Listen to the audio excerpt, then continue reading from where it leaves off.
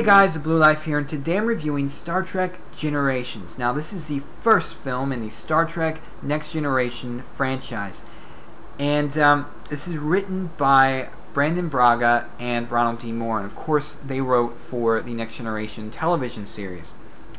And I have to say, this movie was written at the same time that they were writing the series finale of Next Generation, All Good Things. And I have to say that All Good Things is much better than this film. But that being said, this is still a fun ride, and if you're a Star Trek fan, definitely recommend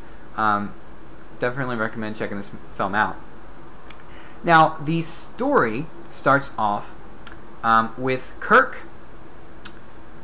Chekhov, and Scotty, and they're attending the christening of the Enterprise B, and they're just going to go out on just their first, shakedown cruise, and so really they have an inexperienced crew on board.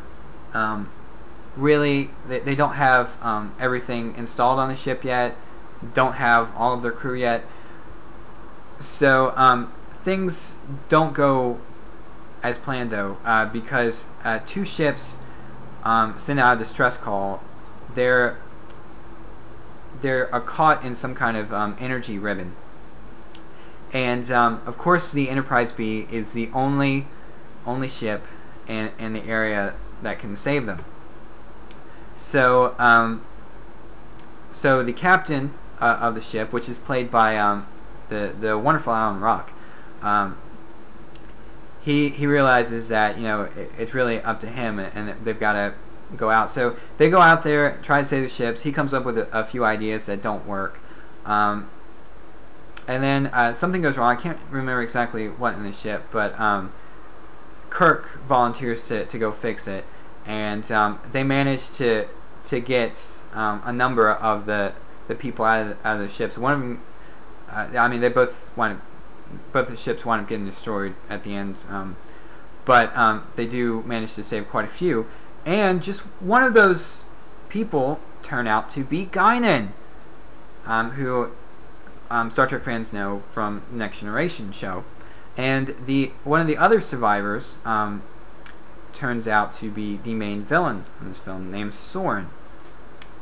And unfortunately, energy ribbon struck the side of the Enterprise B, right in the area where Kirk was trying to fix something, and he did fix it before the energy ribbon hit, but unfortunately he got killed in the process, because it was where he was working was entirely open to space.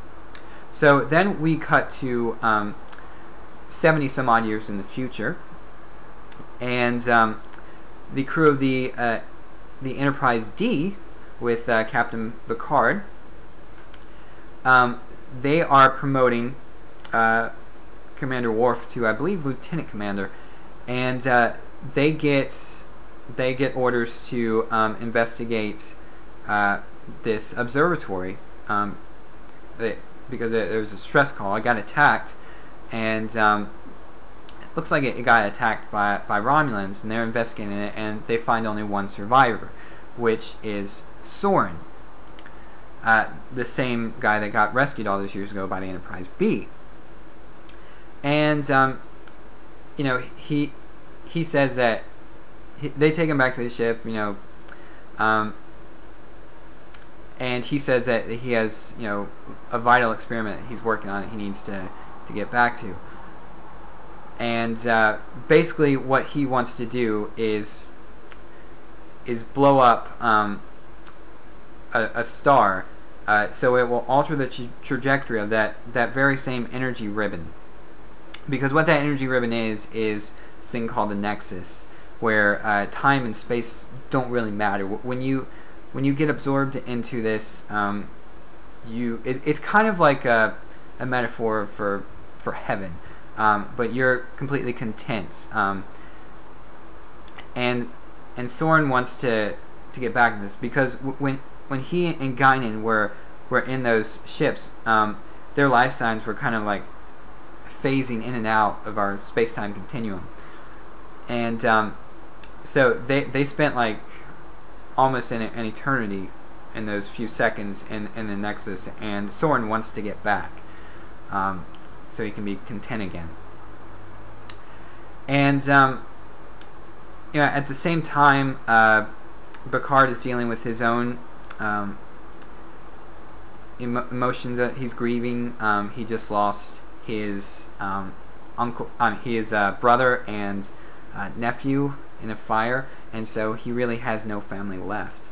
And he's regretting decisions he's made in life by not having a family, and mistakes he's made, and that really gets to him. And at the same time, Data starts using his emotion chip that he removed from Lore towards the end of Next Generation series, and begins experiencing emotions and has trouble controlling them. And and really the basis of the film is them, Picard, trying to stop Soren from getting back to the Nexus, because if he does, he's going to kill millions of people. And of course, he winds up meeting Kirk along the way by going to the Nexus, and that's really all the story. And of course, they wind up saving the day as always. But as far as the story goes, it's generally good. Really, this Paramount's felt that there were two different types of Star Trek fans. There were fans of the original series and then fans of the Next Generation series. So they wanted this movie to really appeal to both sets. And so they kind of said, all right, you guys got to write this movie. You gotta bridge the gap between the original series and Next Generation. So you gotta have Kirk in there. You gotta have Kirk meet Picard.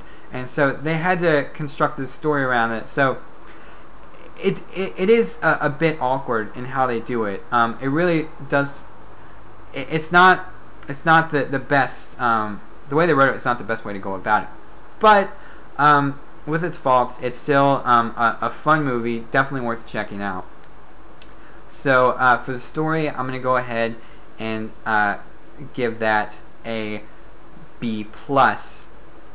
Now, for the picture quality, this is a little better than the original series ones. Colors are nice, bright, vibrant. You do get more detail in it. I think that the detail is much better than in the previous films. So I'm going to go ahead and give the picture quality a B+. As for the special features, you do get an audio commentary by David Carson and Manny Coto. You also get an audio commentary by Brandon Braga and Ronald D. Moore. And I've listened to this commentary, and it's actually really good. They're really honest about the constraints they were under to write the script, and some of their failings in the script, and how they know it's not the best script out there.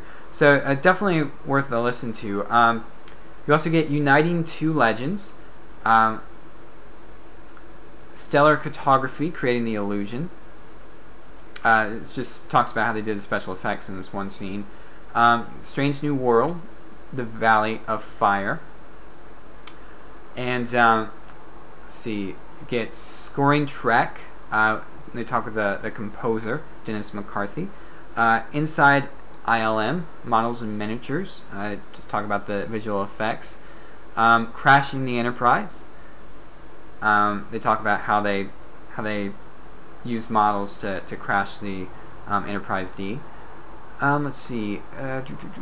Scene Deconstructions. A tribute to Matt Jeffries.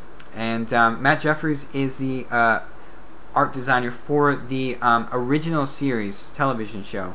And if you're a big Star Trek fan, you'll know that the Jeffries tubes and all the ships were actually named after Matt Jeffries. Let's see, you get the Enterprise lineage. And this is a history of all the real vessels that have been named Enterprise in our history.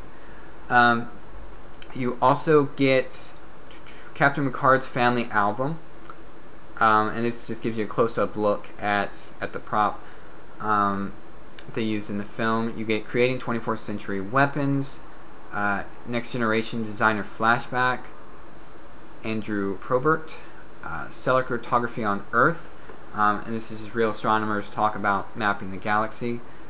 Let's see, what else? Brent Spiner, Data and Beyond, Part 1. And of course Brent Spiner plays Data, and in this he just talks about kind of how he started off and how he got into the show and all. So you get a Trek Roundtable in Generations, and this is just a group discussion between Larry Nemecek, he's an author of many Star Trek books, Anthony Pascal, Charlene Anderson, and Jeff Bond. And then of course you get the Starfleet Academy SciSec brief. This is the 7th one, set pretty much in the Star Trek universe, and has a science officer talk about trilithium. Let's see. You also get 33 minutes of deleted scenes. You get theatrical trailers in HD, storyboards, and production galleries.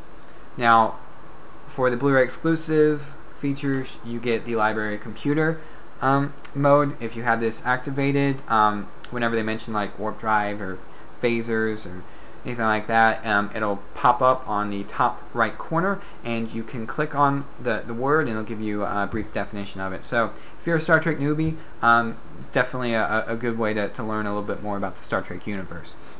And then of course you have the Star Trek IQ.